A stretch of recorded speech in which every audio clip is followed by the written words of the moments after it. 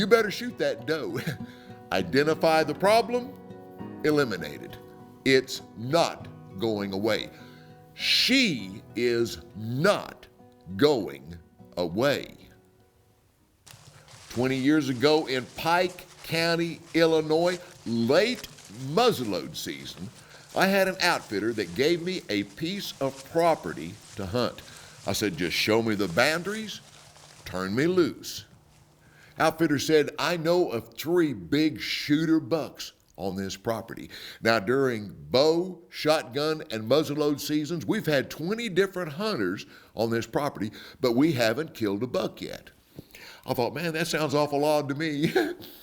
It took me one morning to know why.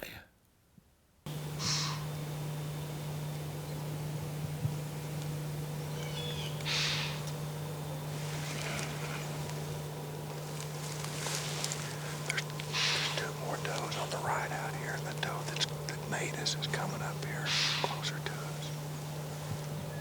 I may shoot her just to shut up. We had one big 175, 180 pound doe, reddish in color. She had white markings on her legs. I called her Old White Socks. Every time we set foot on that property, here she come. Last evening of the hunt, we set up on a fence line looking into a little cut cornfield. And I knew it was going to be late before we had deer movement. And as the light fell, some does started coming into the field. I looked up, coming left to right, and it was her. I went, oh, look, Barb.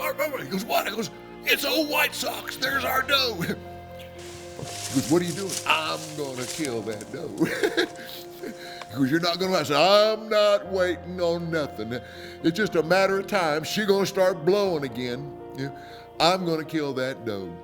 Finally, she got out there about 175, 80 yards.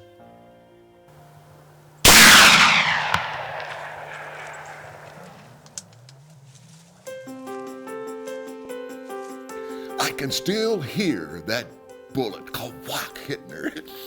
Now, she slowed down before she left the field, so I told Marvin, I said, we're going to just wait and get her in the morning.